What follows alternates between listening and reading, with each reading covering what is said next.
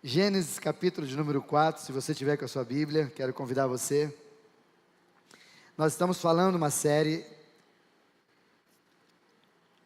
que tem como tema principal, inclusive essa palavra.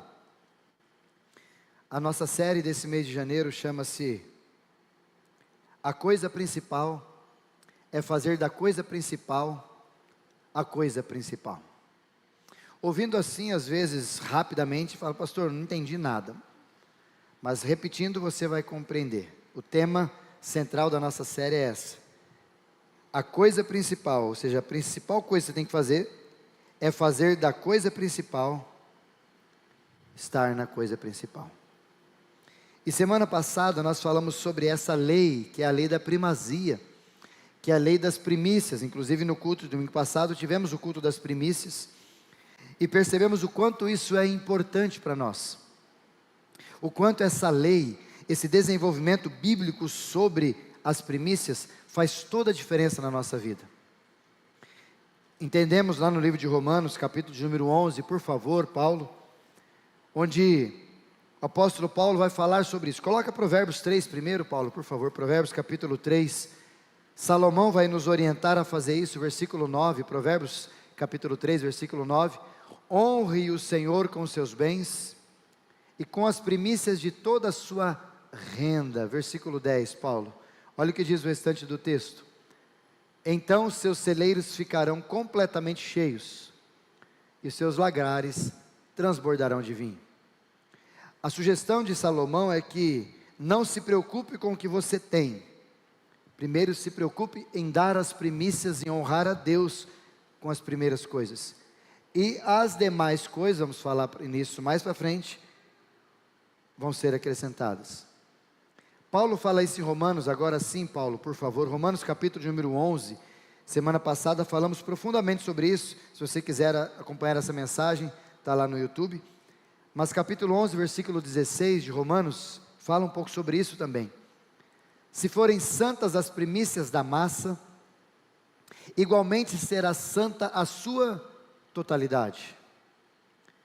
Ele repete isso com outro exemplo, dizendo, se for santa a raiz, os ramos também o serão.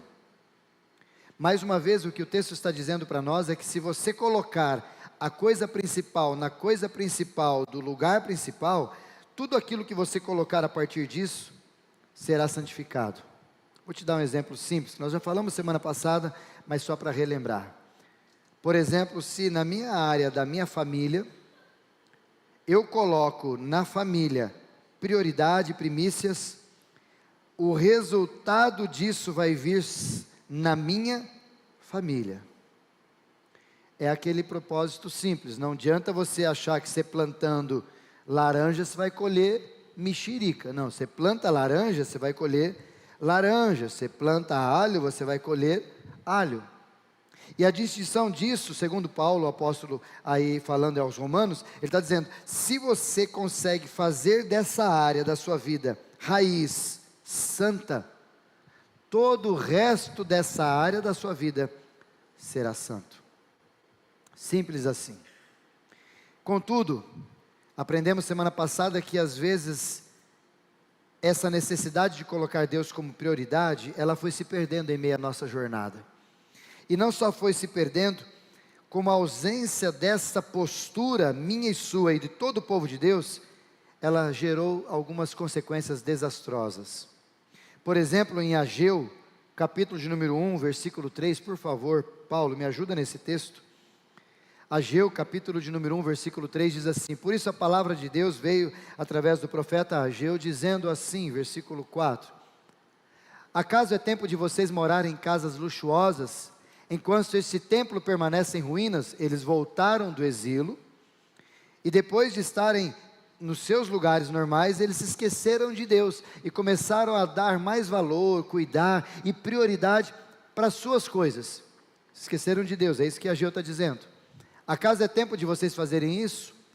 Portanto, diz o Senhor dos Exércitos, considerem o que tem acontecido com vocês. Numa outra tradução, o que Ageu está dizendo, a palavra de Deus é, olhe para a sua vida, observe a sua realidade, E ele leva alguns critérios para fazer essa observação. Olha o que ele fala, versículo 6, por favor, Paulo. Vocês semearam muito e vocês colheram pouco. Mas isso não chega para matar a fome de vocês. Vocês comem e não mata a fome. Vocês bebem, mas não mata a sede, não ficam satisfeitos. Vocês põem roupa, mas ninguém se aquece. E o que você recebe de salário, recebe para colocá-lo numa sacola ou num saquetel furado. O que a gente está dizendo é para a gente fazer uma autoavaliação sobre as nossas áreas da vida. E ele coloca pelo menos 5 áreas nesse texto. Outro dia a gente fala só sobre esse texto. Ele coloca 5 áreas das quais ele diz, vocês estão sofrendo nessas áreas, porque eu não sou primazia para vocês. Eu não sou prioridade para vocês.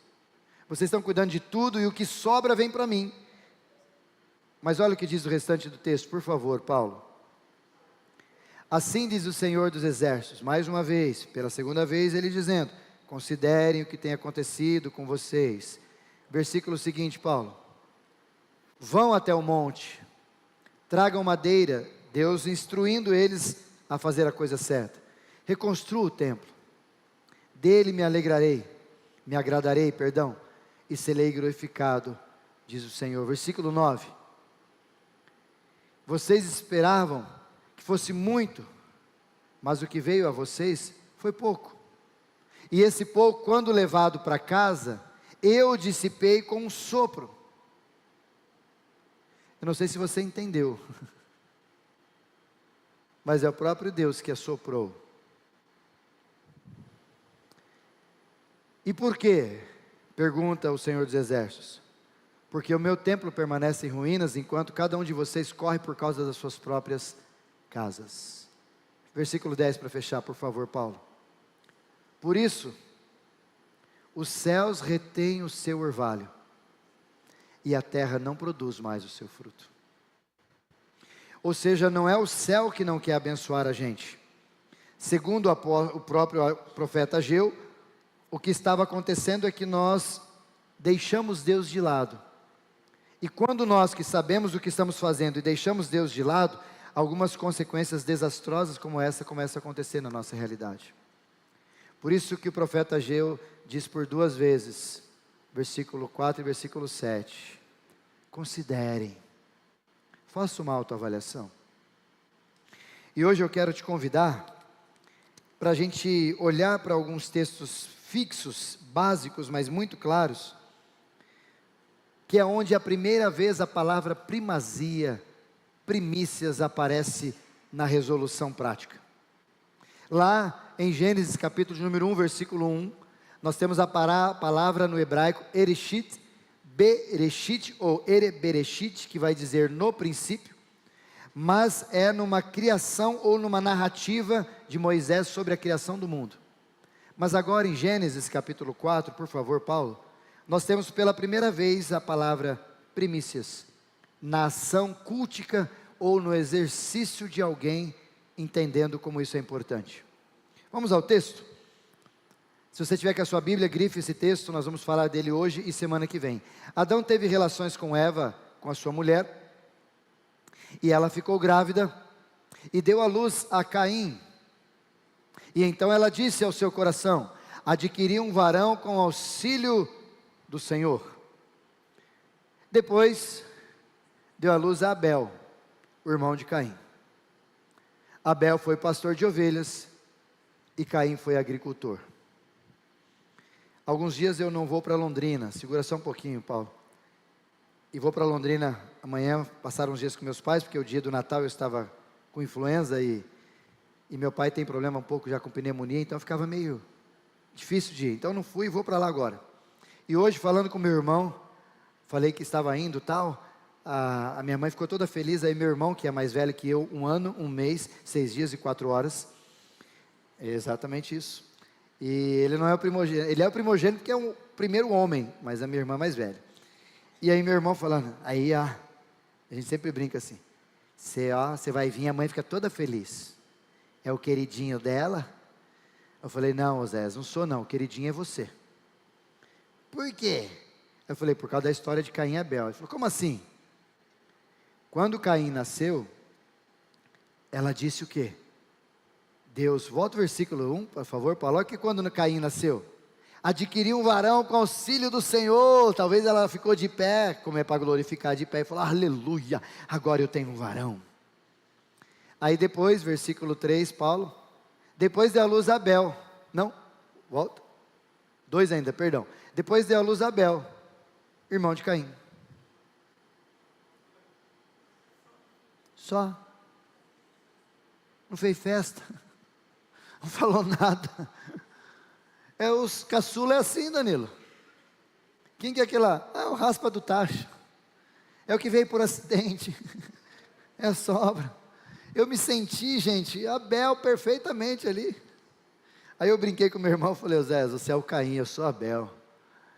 Quando a mãe te teve, ela falou, aleluia, olha que menino maravilhoso, lindo. Aí quando teve Isaías, falou, Isaías nasceu. Aí, ó, é o que o texto está dizendo. Brincadeiras à parte, o texto continua dizendo para nós, Paulo, que Abel, pode voltar um pouquinho ainda ao versículo 2, Abel foi pastor de ovelhas, uma função dele. Essa função é construção natural do que o pai lhe ensinou. E Caim foi agricultor. Os dois com funções diferentes, profissões diferentes. Continuemos o texto, versículo 3. Aconteceu que ao fim de certo dia, numa outra tradução, ao tempo da colheita, Caim trouxe do fruto da terra uma oferta ao Senhor. Versículo 4, por favor, Paulo. Abel, por sua vez, trouxe das primícias. Dá para ler ali, essa palavra volta, depois do capítulo 2, 3, no capítulo 4 de Gênesis ela volta pela primeira vez. Só que agora, como resultado de uma ação de alguém, não de Deus, dos homens. E essa ação foi de Abel, que trouxe das primícias do seu rebanho e da gordura deste. O Senhor, presta atenção nesse versículo, queridos. O Senhor se agradou de Abel e da sua oferta. Versículo seguinte: mas de Caim e da sua oferta, ele não se agradou. Contudo, Caim ficou irritado e fechou a cara. Conhece gente assim? Tá brabinho, vai cuidar da sua vida, não é assim que fala, Beth? Irritadinho? Ficou brabinho porque Deus não fez o que você queria? Aí, ó. O início da humanidade foi assim. Ficou meio brabinho, fechou a cara, carrancudo. Numa outra tradução diz que os seus semblantes caíram. E eu gosto mais dessa tradução quando diz os seus semblantes caíram, quer dizer que caiu tudo assim, ó. Sabe aquele gajo? Sabe aquele bom dia que você dá para o seu marido ou para sua esposa e ela fala, vixe, hoje vai ser difícil. Desse jeito que ficou Pangaré ali. E Deus entra em cena. Então o Senhor, versículo 6, lhe disse, por que você está irritado? Por que você está com essa cara fechada? Falei de manhã e repito, na minha perspectiva aqui, eu acho que nem Deus suporta a cara feia, né, irmãos? E por que você tem que ficar com essa cara feia perto de gente que está do seu lado? Mas não merece não, irmão. Eu brinco com algumas pessoas que estão com a cara feia perto de mim, elas olham assim, meio cara feia, e falam, quem está aí? Porque deve estar endemoniado. Quem está aí? Foi mal, pastor. Está com fome? Está com problema? Quem está aí? Contudo, o próprio Deus chama a atenção e pergunta, o que está acontecendo? Por que você está com essa cara fechada? Versículo seguinte, Deus não espera, ou talvez Caim nem responde para Deus, mas Deus já traz a resolutiva para ele, dizendo, se você fizer o que é certo, não é verdade que você será aceito? Porque eram dois problemas, Deus não aceitou Caim e a sua oferta. Sobre a oferta, Deus trata outra hora, outro momento. Mas sobre Caim, Deus trata nesse texto. Dizendo para ele, mas se não fizer o que é certo, eis que o pecado está à porta e está à tua espera. O desejo dele será contra você, mas será necessário que você o domine. Deus está dizendo bem claro para Caim, ó, se você mudar seu procedimento, eu vou aceitar a sua oferta e vou aceitar você, meu querido. Mas, se você não mudar procedimento, se você não me colocar como primícias, o pecado estará sempre à sua porta. E aqui é a ideia da descendência, lá de Gênesis capítulo 3, versículo 13. Vai sempre estar o pecado, a serpente, ou mesmo um leão rugindo, como diz o apóstolo Pedro, à sua porta querendo pegar você. Como nós falamos em 1 Coríntios capítulo 10, versículo 13, o desejo será contra você, mas eu e você temos a necessidade de dominar, de escapar dela. Depois de ouvir esse lindo e maravilhoso conselho de Deus, Caim não deu conta, não falou nada para Deus, não obedeceu a Deus.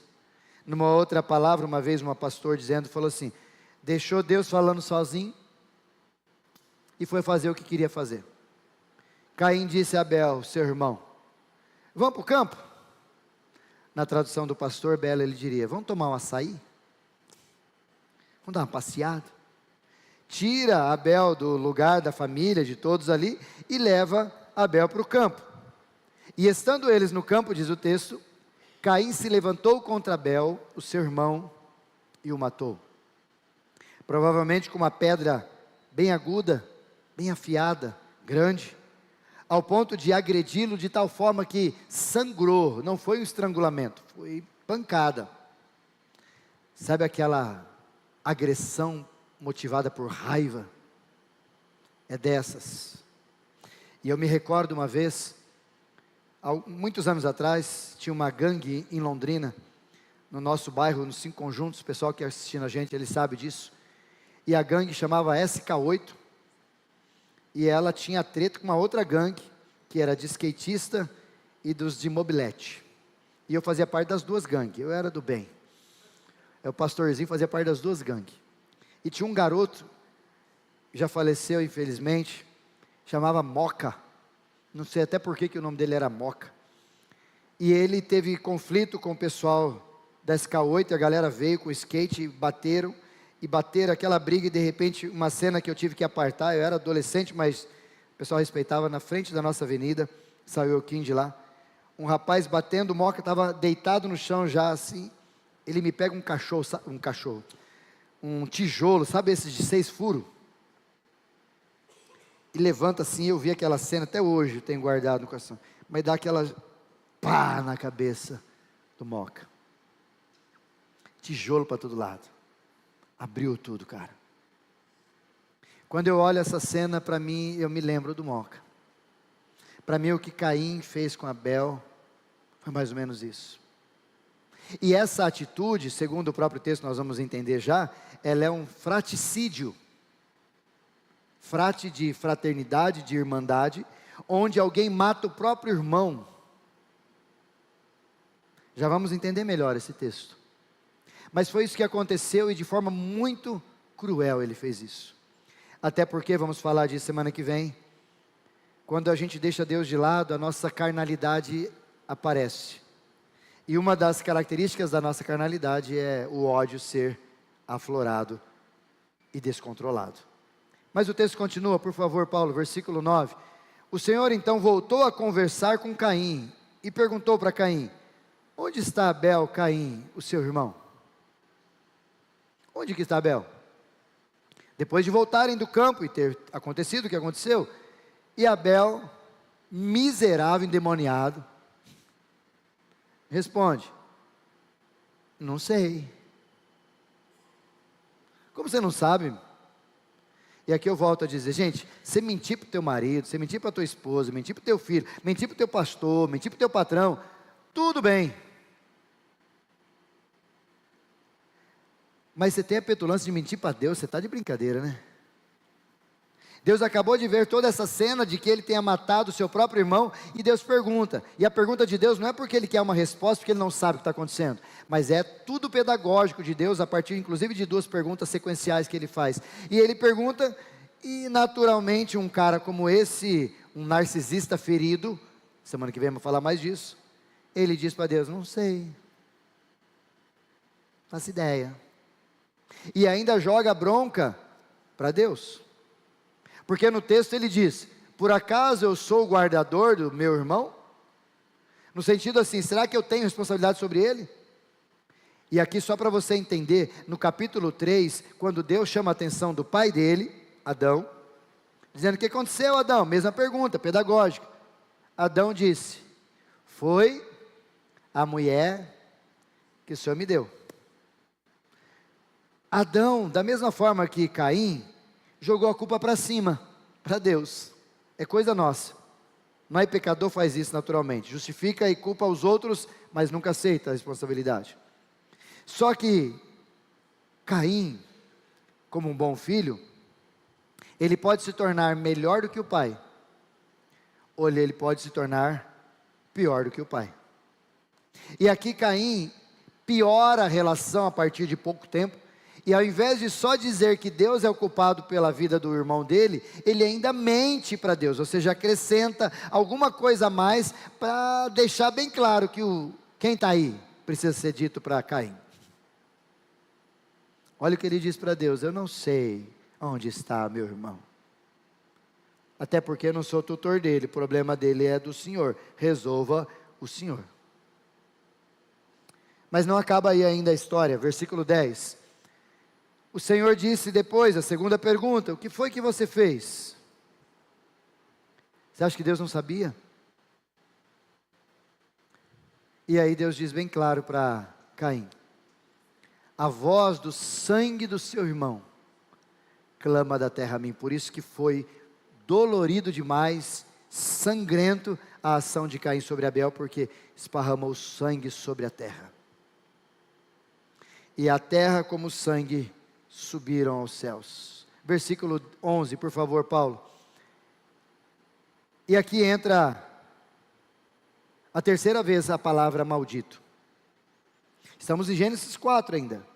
Ela entra no capítulo 3 de Gênesis, quando Deus não amaldiçoa Adão e nem amaldiçoa Eva, mas amaldiçoa a serpente, e a terra como resultado é amaldiçoada. Contudo agora, na minha visão, Deus perde a paciência e diz para Caim: o seu pangaré, já aguentei tudo, agora você será maldito sobre a terra. A primeira vez que um ser humano é amaldiçoado, cuja boca se abriu para receber da sua mão o sangue do seu irmão. Versículo seguinte, Paulo: e quando você cultivar o solo, já que é isso que você faz, Caim, ele não lhe dará a sua força. Você será fugitivo. Numa outra tradução, falei de manhã, né, Paulo? Vagabundo, você vai ser, o texto original é vagabundo, vagal, aquele que anda para todo lado e não para em lugar nenhum, porque ele não tem lugar, errante pela terra.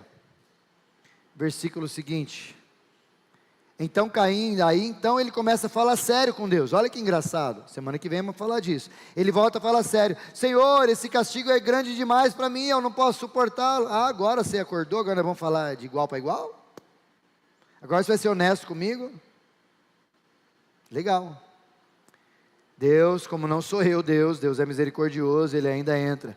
Eis que hoje, ainda Caim falando: me expulsas da face da terra e da tua presença terei que me esconder. Serei fugitivo e errante pela terra. Quem se encontrar comigo me matará, diz Caim. Mas Deus usa de misericórdia e diz a ele: não. Se alguém matar Caim, será vingado 7 vezes. E o Senhor pôs um sinal em Caim, para que, se alguém viesse a encontrá-lo, não matasse. Abre aspas aqui só, coisa simples. Cuidado com você e eu ficarmos especulando coisas que a Bíblia não diz. Ali a Bíblia diz que tem um sinal, só. Alguns diziam, lá atrás, os rabinos judeus, que nasceu um chifre. Outros vão dizer outras asneiras. Mas a mais asneira que foi dita, inclusive alguns séculos para trás, pouco aqui, no máximo 2 séculos, algumas igrejas acabaram entendendo, na época da escravidão, que essa marca que Deus colocou em Caim foi fazer ele virar negro. Para dizer que negão é problema. Olha, Fabião, que mancada, né? Né, Edu? Sem noção, esses caras, né? Por isso a Bíblia não diz nada disso, irmão. A Bíblia não diz sobre esses elementos. A Bíblia só diz que foi feita uma marca nele para que na identificação ninguém o matasse. Só isso. E aqui vai uma palavra muito desafiadora para você. Não fale aquilo que a Bíblia não diz. A Bíblia não te deu essa liberdade de dizer o que ela não diz. Por isso que eu sempre digo, Deus colocou uma marca em Caim. Qual marca, pastor? Pergunta para Abel quando você subir. Ou pergunta para Jesus. Ou se você for para outro lugar, pergunta para Caim. Ou melhor, se você estiver lá, não vai nem perguntar. Você vai olhar e falar, tu é o Caim, né? E eu que achei que você era moreninho. Entendeu? Se tiver muita dúvida, a gente ora para você ir. O pastor é bom nessas orações, né? Eu oro para você ir. Aí já o destino já até determina. Senhor, leva lá para conhecer Caim. Para abraçar Caim. Eu oro aqui, irmão, e rapidamente dá um treco, não sei se você vai. Quer pagar para ver? Melhor não, né? Mas o texto finaliza para a gente, Paulo, por favor. E Caim então se retirou da presença do Senhor e habitou na terra de Nob, no leste da região do Éden.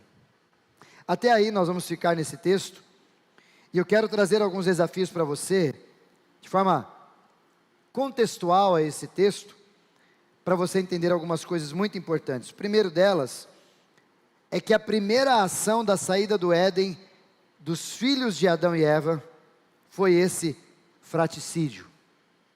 Ou seja, Adão e Eva ensinaram seus filhos, e eu imagino como é que deve ter ficado o coração do pai, o coração da mãe, ao saber que o filho matou o outro irmão. E nesse contexto todo, pior ainda, para ficar mais chato a situação, eles foram para um culto. Caim e Abel foram uma oferta. Eles foram se encontrar com Deus, levando a sua oferta, Caim o seu modelo, Abel o seu modelo. E ao levarem lá, houve um conflito entre eles. E depois que saíram do culto, foram para o campo, e depois o assassinato. Por isso que eu queria que você, nesse primeiro momento, entendesse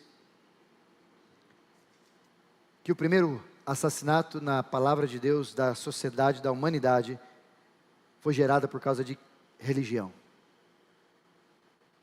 por causa de um culto. Isso está dizendo o texto. Segunda consideração, conflito narrativo. Eu quero que você entenda. Você sabe que os primeiros 5 livros quem escreveu foi Moisés, o Pentateuco, Gênesis, Êxodo, Levítico, Números e Deuteronômios. Esses 5 livros quem escreveu foi Moisés, na narrativa de Deus a ele. E quando você olha aqui, ao espantar-se, como eu falei para você, a partir do nascimento de Caim, por que ela ficou tão feliz? Porque na estrutura judaica, inclusive hebraica de Moisés, as mulheres não eram mencionadas. Tanto que os rabinos, mais da atualidade, eles tinham um tipo de oração de gratidão a Deus, porque eles diziam assim: obrigado, Senhor, porque eu não nasci mulher, não nasci gentil e não nasci cachorro. Porque mulher naquela cultura não era válido para nada. E você precisa entender isso. Por quê? Porque quando você vai lá no capítulo 5, no próximo capítulo, versículo de número 4, você vai ver o tempo de vida de Adão. E diz o texto que Adão viveu 930 anos. E ali diz o texto que ele teve filhos e filhas. Mas qual que é o nome das filhas de Adão? Nem se lembra, nem se narra. Não é porque é preconceito, não é porque é a cultura do narrador de Moisés. Só por isso. E aqui você precisa entender essa narrativa. Talvez a pergunta que as pessoas, inclusive os adolescentes, fazem muito para mim: pastor, com quem Caim casou? Porque diz o texto lá no capítulo 5 que Caim casou com uma mulher e tal. Se só tinha Caim e Abel. Quando você entende essa narrativa mosaica, de que é muito provável que muitas mulheres nasceram, mas por não ser homem não era primogênito, sim, estamos entendendo? Então é possível que outras mulheres nasceram antes. E naquela época não tinha esse detalhe de parentesco, então Caim casou-se com a sua irmã. Sem crise, tudo bem, paz. Terceira consideração, a gente percebe, olhando para o texto, que a natureza humana, a natureza carnal, ela tem as suas raízes e cada vez mais profundas e cada vez mais doentia. Segundo, nós vamos falar sobre isso semana que vem mais especificamente, nós temos dois problemas que nascem aqui. Primeiro, uma ferida narcisista, a partir de Caim, e depois uma inveja. Até porque Caim era o primogênito, como diz o texto, a sua mãe fez festa quando ele nasceu. Mas quando Abel nasceu, Caim perdeu o trono, perdeu a atenção. Como diz aquele filme, o reizinho deixou de ser rei. E aqui começa as diferenças, inclusive um é pastor de ovelhas, outro é lavrador. E essas diferenças começam a gerar algumas comparações. E as comparações, posso dizer aqui com toda tranquilidade, é a mãe da inveja. Quando você começa a comparar as suas coisas ou as coisas dos outros com as suas coisas ou as pessoas, enfim, nessas redes sociais que nós temos, que todo mundo é lindo, maravilhoso, você olha para você e fala, quem sou eu nesse universo? Comparações. E ela começa a brotar no nosso coração as invejas. E isso mostra a natureza do ser humano que está cada vez mais podre. Quarta consideração que eu quero que você tenha a partir da leitura desse texto. No tempo da colheita, diz o texto. O que diz o texto quando ele fala sobre isso, no versículo 3, é que Caim, parte da sua produção, ou que ele leva, são coisas das quais ele tem naquele momento, como por exemplo, da ideia, segundo a leitura do texto, aconteceu que ao fim de certo tempo, Caim trouxe do fruto. Aquela ideia que fica clara olhando para o texto é que Caim se lembrou, falou, nossa, sabe aquele dia que você tem que pagar uma promissória, um boleto, fala, Jesus, 9 horas da noite, você lembra, ai meu Deus, cartão de crédito para pagar, e agora? Quando você não se programa é assim, quando você esquece, é assim, e aí você sai que nem maluco, nossa, eu preciso pagar, arruma dinheiro daqui, arruma dinheiro dali, para você pagar. A ideia mais ou menos é que Caim fez isso, nossa, eu tenho que levar a oferta lá e esqueci, deixa eu pegar umas frutas aqui, pegar uma melancia, vai isso aqui mesmo, um abacaxi, vai isso aqui mesmo, e na minha visão eu acho que ele pegou até azeitona para pôr lá, por isso que Deus não aceitou, que azeitona é fruta também, colocou ali e estragou a cesta, mas essa é a mentalidade do pastor, colocou tudo lá e chegou com a oferta, dizendo, está aqui a minha oferta. Isso é o que diz o texto. Mas quando fala de Abel, olha que diferente, por favor, versículo 4, Paulo. Abel, por sua vez, e quando essa palavra aparece, é muito bom você atentar à leitura, por sua vez ele está querendo fazer uma contradição. Ou seja, Caim fez desse jeito, vamos ver o que vai dar, estou correria, pá. Abel, por sua vez, olha, Abel foi diferente, muito diferente, foi contraste. Abel trouxe as primícias do seu rebanho. Sabe o que Abel fez? Daqui um mês eu tenho que fazer a oferta. Deixa eu me preparar. Deixa eu ir lá no campo, eu vou ver qual que é o bichinho mais bonito. E ele está bonito, eu vou dar uma limpada nele, vou dar uma ajustada, vou passar um negocinho no pelo dele, vou deixar ele bonito, porque eu vou ofertar ele para Deus. É isso que Abel fez. Diferente de Caim, que não se preocupou e fez tudo naquela correria, Abel, segundo o texto, deu das primícias, e a prerrogativa da palavra primícias nesse contexto, é dizer que Abel se preparou para fazer oferta, ao ponto que Caim não estava nem aí que está fazendo. Em outras palavras, Abel fazia por causa de Deus, Caim fazia por causa da religião. Abel fazia porque queria agradar a Deus, Caim o fez porque queria cumprir um protocolo religioso, que se vai que não faz, e o juro vem alto, é melhor eu fazer do jeito que está mesmo, é melhor um mais ou menos feito do que nada feito. Contudo, quando você percebe o texto, você percebe também que Deus rejeita, e aqui Deus não rejeita, não sei se você já ouviu alguém dizer isso, mas Deus não rejeita a oferta de Caim, porque era fruta, e aceitou a de Abel, porque era cordeiro. Não foi isso que o texto diz.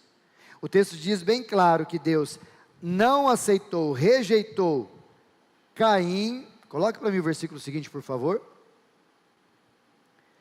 Caim e a sua oferta. Não era sobre o que ele estava fazendo, mas era como ele estava fazendo. Ao ponto que Abel e a sua oferta, ele se agradou. Por isso que eu preciso que você, ao olhar para o texto, olhe com muito carinho e perceba e observe que o problema da rejeição de Deus não era sobre o que ele trazia, mas era o coração dele, do jeito que ele trazia. E Deus, apesar de ter essas frustrações no nosso meio, Deus ainda vai ao encontro. Deus ainda tenta falar com Caim, conversar com Caim. Deus tenta reagir com Caim, inclusive dar conselhos para Caim.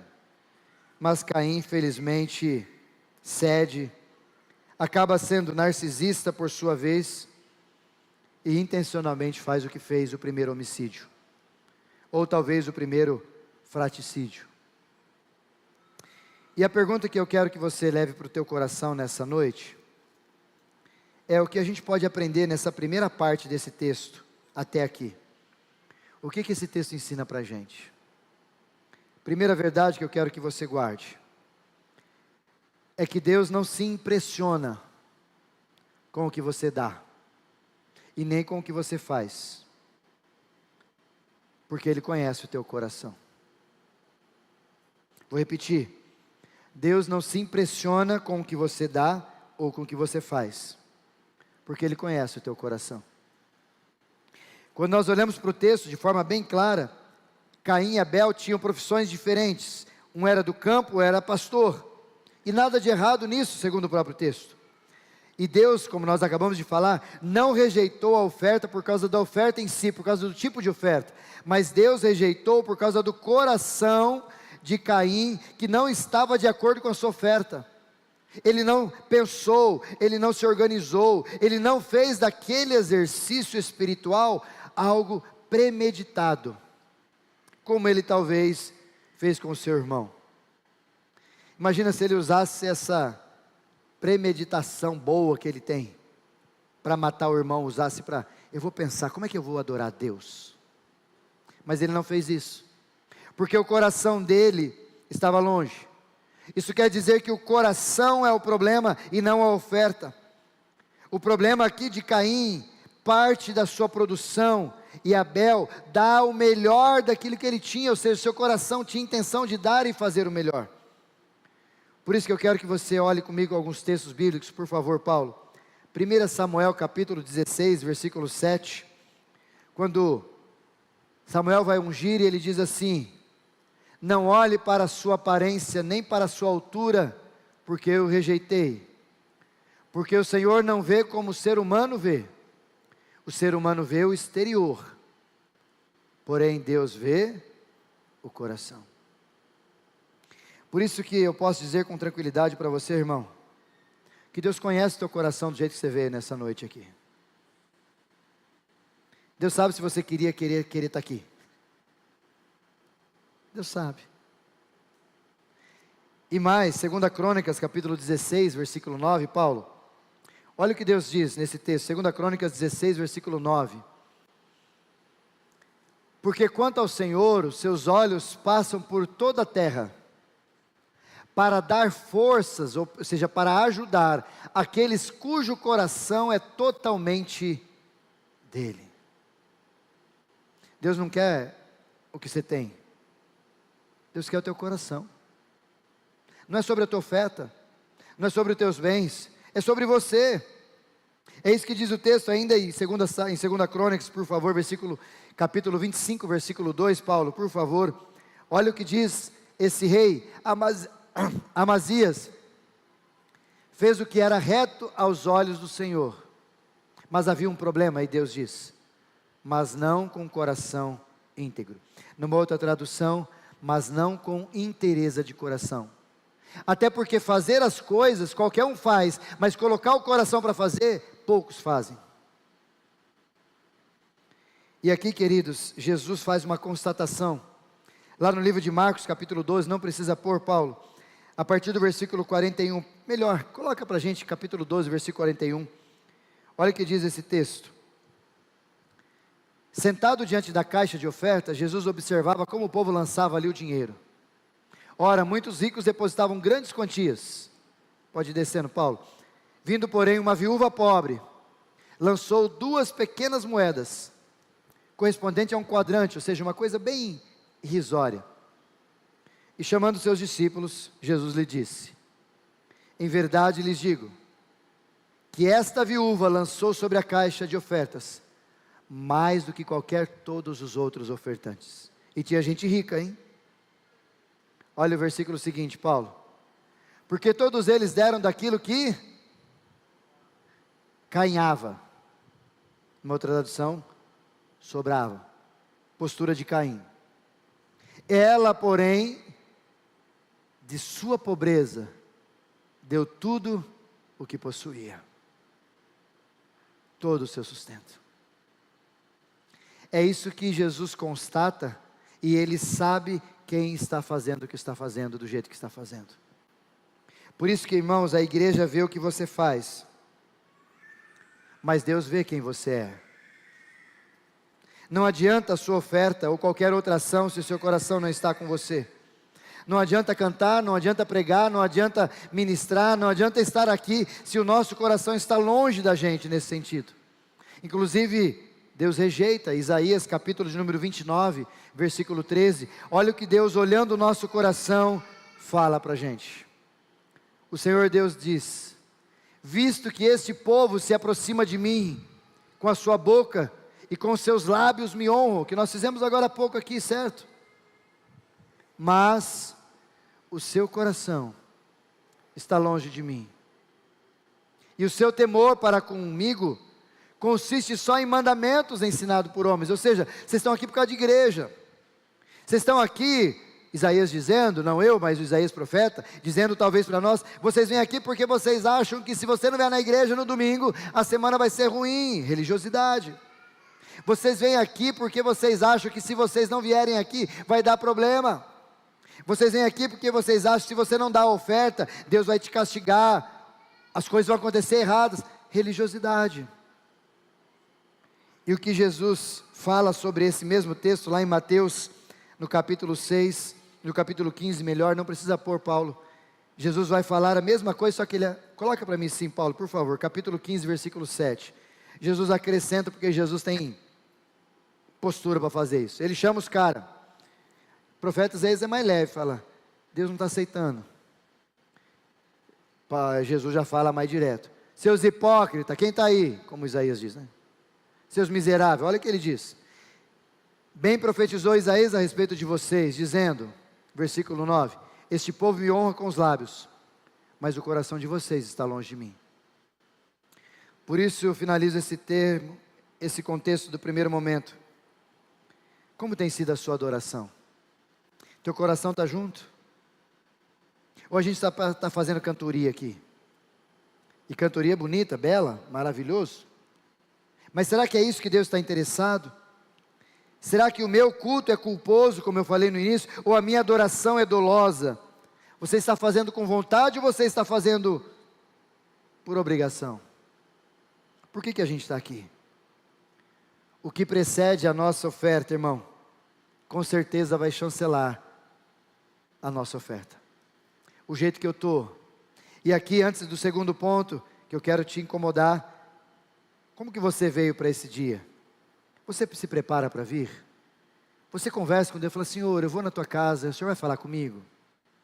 Senhor, eu vou lá adorar, que canções nós vamos cantar lá? Como é que vai ser isso, Senhor?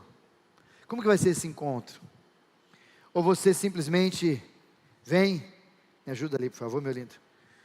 Ou você simplesmente vem, ó, Deus está dizendo para você pregar na próxima, hein? Receba, hein? Ou você simplesmente vem, mas teu coração não vem junto. Segunda verdade para a gente pensar olhando para o texto, é que há um jeito de adorar a Deus, e não é você que determina isso. É isso que diz o texto. Quando Ao passar do tempo, a colheita, e fica muito claro que esse modelo foi ensinado pelo pai, a Adão, e por sua mãe Eva, aos seus filhos, Abel e Caim. E eles sabiam como fazer, e sabiam como Deus ia receber essa adoração. E ambos sabiam que tinha que ser com primícias. Mas infelizmente, talvez pela facilidade, ou talvez porque, eu tenho outras prioridades, a postura de Caim foi uma postura extremamente ruim. E ele não só fez isso de forma desagradável ou ruim, mas o texto vai dizer isso para nós. Olha o que diz 1 João, por favor, Paulo, 1 João capítulo 3, versículo 12. Olha o que diz esse texto a despeito de tudo isso. Não sejamos como Caim, que era maligno e matou seu irmão. E por que ele fez isso? Porque as suas obras, não é a sua oferta, as suas obras eram más, e as do seu irmão eram justas. Ferida narcisista, vamos falar semana que vem sobre isso. O que Hebreus também vai dizer, capítulo 11, versículo 4, quando ele vai falar dessa alegria, dessa galeria da fé, ele diz: pela fé, Abel ofereceu a Deus um sacrifício mais excelente do que Caim, pelo qual obteve testemunho de ser justo. Então ele obteve alegria porque ele era justo, tendo a aprovação de Deus quanto às suas ofertas. O que o texto está dizendo para nós é que Abel mantinha a postura de fazer o que Deus desejava, já Caim, com o passar do tempo, ia fazendo as coisas do jeito que dava. Não parece muito com a gente, irmãos? Parece-me que desde a antiguidade a gente vai dando um jeitinho para fazer do nosso jeito e não do jeito de Deus. Como por exemplo, Saul, em vez de esperar Samuel chegar, lá em 1 Samuel capítulo 13, ele faz do jeito dele, e por isso é rejeitado por Deus. Nadab e Abiú fazem do fogo ali, algo que não era para ele fazer, para eles fazerem, e aí Deus chama aquela atitude deles de fogo estranho. O próprio Jesus fala isso para nós em Lucas capítulo 5, versículo 37 a 39, quando ele fala da parábola, ele repete nos 3 evangelhos, a parábola do vinho e do odre, dizendo, não dá para colocar aquilo que é novo dentro daquilo que é velho, as duas coisas têm que ser renovadas. E por último, Jesus fala sobre isso em João capítulo 4, por favor, Paulo, versículo 23. Jesus diz como que a gente tem que adorá-lo. Mas vem a hora, e já chegou, em que os verdadeiros adoradores adorarão o Pai em espírito e em verdade, porque são esses que o Pai procura como seus adoradores. Por isso que o grande conflito aqui, irmãos, é que existe um jeito de adorar a Deus e não é do seu jeito. Deixa eu te mostrar isso claramente. A adoração bíblica exige entrega, mas a adoração conveniente que a Caim fazia requer só conforto. A adoração bíblica envolve sacrifício. Por isso que aquele dia que eu não estou bem, aquele dia que eu estou triste, aquele dia que não está tudo certo comigo, mas mesmo nesse dia eu vou, porque a adoração bíblica requer sacrifício. Já a adoração conveniente evita qualquer custo. Hoje eu estou cansado. A adoração bíblica sempre está priorizando Deus. O que Deus vai receber de mim? A adoração conveniente sempre está sobre você e sobre mim. E a resposta disso não é perguntar para Deus o conveniente. O bíblico pergunta: Senhor, recebeste a minha adoração? O conveniente olha para tudo que aconteceu e fala: não gostei. O pastor demorou demais. A música desafinada, não gostei, eu não gosto dessa música, eu acho que ela, não sei, não gosto. Como eu já disse para vocês, se você me perguntar, direi várias vezes, e até você cansar de perguntar. Não gostei do culto, pastor. Eu falei, mas não foi para você? Foi para Deus? Então, nesse caso, me perdoe a sinceridade, pouco importa a sua opinião, a não ser que seja uma adoração conveniente. Por isso a pergunta para você, para a gente passar para o terceiro e último detalhe e finalizarmos nosso culto dessa noite. A adoração errada é aquela que o culto não transforma ninguém. É só um encontro, é só um evento. A adoração errada é quando a gente canta sem entender o que vive e não vive o que canta. Isso é adoração conveniente. Mas aquela adoração bíblica é aquela que o nosso coração está junto. É aquela que as nossas ofertas estão juntas, alinhadas, arroladas com o nosso coração. É aquelas que olhamos para o céu e perguntamos: Senhor, Tu estás feliz com o que nós estamos fazendo aqui? Até porque, eu não sei se você sabe, livro de Amós, capítulo de número 5, por favor, Paulo. Amós, capítulo 5, versículo 21, último texto dessa parte para a gente ler. Olha o que Deus diz para nós: eu odeio e desprezo as suas festas e as suas reuniões solenes. Deus não tem nenhum prazer nisso que a gente está fazendo aqui. O profeta Amós está dizendo. Versículo seguinte, Paulo, por favor. Mesmo que vocês me ofereçam holocaustos e ofertas de cereais, não me agradarei deles. Quanto às suas ofertas pacíficas de animais gordos, nem sequer eu olharei para elas. Versículo 23, Paulo, por que Deus faz isso? Afasta de mim o barulho dos cânticos de vocês, porque eu não ouvirei as melodias das suas liras. Sabe o que nós fizemos aqui, ó? E o ministério de louvor não é para adorar a Deus, é para conduzir toda a igreja para juntos nós todos adorarmos a Deus. Aí Deus, segundo o profeta Amós, olha para nós e fala: não quero essa cantoria de vocês não. Por que você acha que Deus fala isso? Versículo seguinte, Paulo. Em vez disso, ao invés de você vir aqui ficar cultuando, sem teu coração e tal, ou do seu jeito que você gosta, corra o juízo como as águas, e a justiça como o ribeiro perene. Em outra tradução, o que Amós está dizendo para nós é: ao invés de você ficar aqui só cultuando, só cantando, viva como um homem justo lá fora.